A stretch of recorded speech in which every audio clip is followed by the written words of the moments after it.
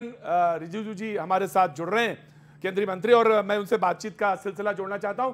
बहुत बहुत स्वागत है सर आपका। Thank you so much for coming here.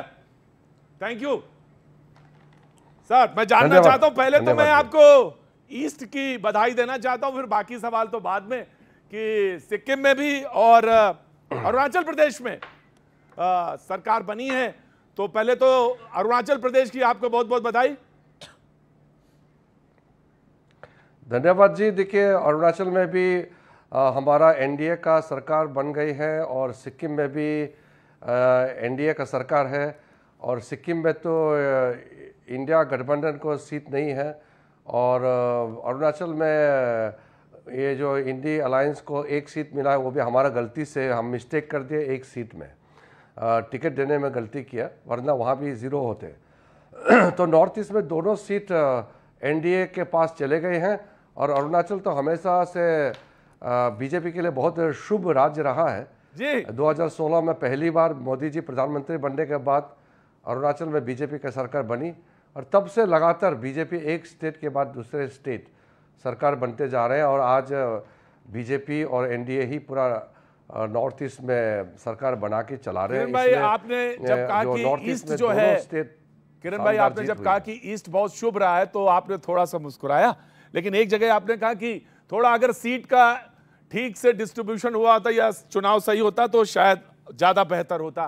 तो ऐसा लगता है कि बहुत जगह, अगर हम देश में बात करें, अगर चुनाव को ओपन करें और पूरे चुनाव के परिप्रेक्ष्य में बात करें, महत्वपूर्ण मंत्रालय आप संभाले हैं, तो मैं आपसे जानना चाहता हूं कि इसको खासतौर से इसको लेकर बहुत सारी बातें हुई कि मोदी जी को लेकर तो कोई बात नहीं थी, लेकिन चुनाव में जो कैंडिडेट्स थे उनको लेकर तमाम जगह बातचीत आई।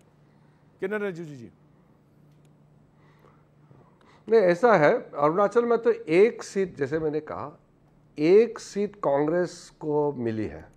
पूरे नॉर्थ ईस्ट में एक एमएलए सीट कांग्रेस को मिली है, वो भी हमारा गलती से। मैंने वही कहा, बाकी तो सब हमारा बीजेपी ने स्वीप किया है, और 2-4 सीट हमारे एनडीए पार्टनर्स को मिले हैं। देश भर में मैं तो अरुणाचल कैंपेन में भी था, फिर कश्मीर में, कन्याकुमारी में, और मुंबई में, और आंध्र प्रदेश, तेलंगाना, सब जगह गए हैं।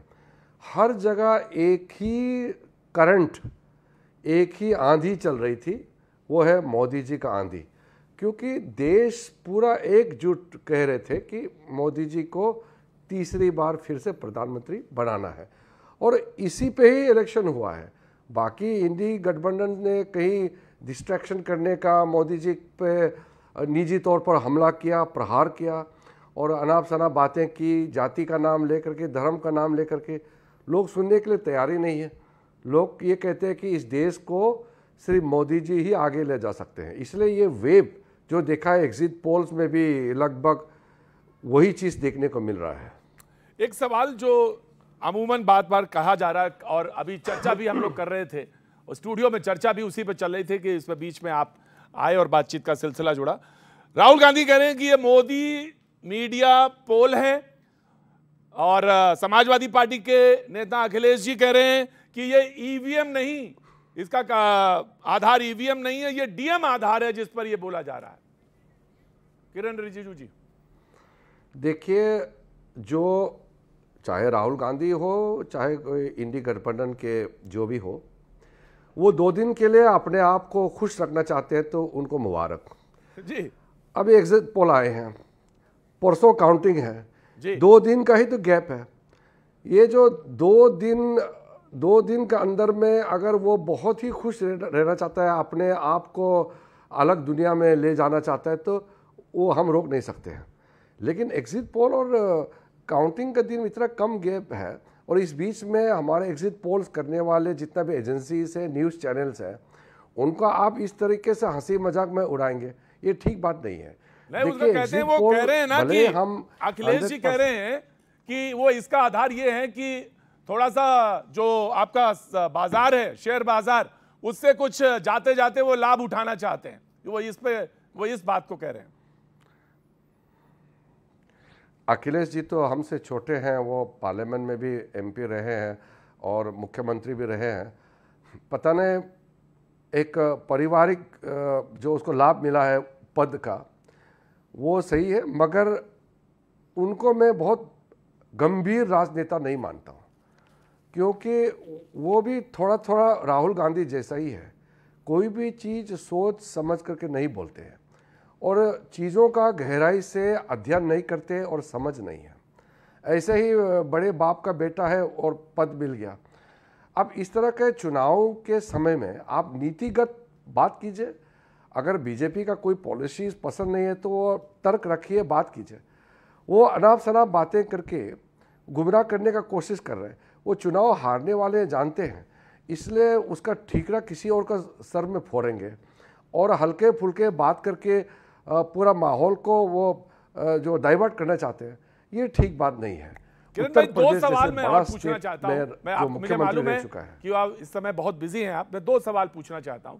इस चुनाव को आप जब देखते हैं 2014, 2019 और फिर 24 के परिप्रेक्ष्य में, उनके पर्सपेक्टिव में, तो 24 में क्या चीज आप पाते हैं कि खास थी या अलग थी, और क्या कॉमन फैक्टर था, ये मैं जानना चाहता हूं तीनों में।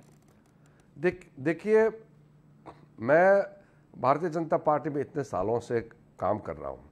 मैंने अटल बिहारी वाजपेयी जी के साथ में भी काम किया और लगातार मैं 2004 से सांसद हूँ। 2014 उम्मीदों का चुनाव था। मोदी जी आने से देश के लिए एक सही दिशा में काम करेंगे, उम्मीदों से हमने जीत प्राप्त किया। 2019 में मोदी जी ने जो काम किया उसको फिर से बहुमत के तौर पर लोगों ने समर्थन किया और मोदी जी दूसरी बार फिर से प्रधानमंत्री बने।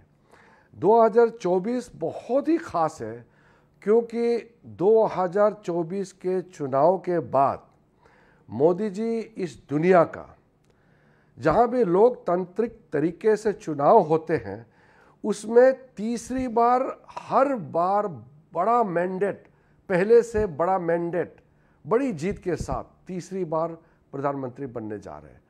और आज के दिन में दुनिया का सबसे senior democratic leader Modi ji उभर के खड़ा हो गए हैं। ये हमारा देश के लिए बहुत बड़ी बात है। इसलिए आज मोदी जी दुनिया में कहीं भी खड़ा होता है, उसका इज्जत इतना ऊंचा होता है कि बाकी लोग उसको मानते हैं। तो तीसरा जो इलेक्शन, नहीं, ये बात सुन लीजिए।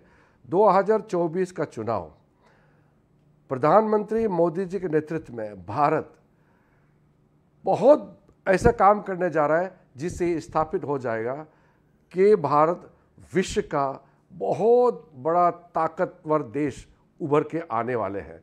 तो ये एक ऐतिहासिक जीत है, ये छोटा मोटा जीत नहीं है, ये राजनीतिक जीत नहीं है, ये सिर्फ इलेक्शन का जीत नहीं है, ये देश का जीत होगा, भारत देश का जीत होगा। मैच्योर जो राजनीतिज्ञ होते हैं कभी कभी इस सवाल को भांप लेते हैं। मैं वही पूछने जा रहा था, आपने पहले ही भांप लिया, एंटिसिपेट कर लिया, और जो आपने कहा कि सुन लीजिए, वही सवाल हम पूछने जा रहा था। हालांकि मैं उसको बहुत इलैबोरेट नहीं करूंगा, क्योंकि अगर अभी ये रुझान है और रुझान अगर हकीकत में बदलते हैं तो फिर सवाल भी आगे बनेंगे। बहुत बहुत शुक्रिया sir, thank you so much for coming.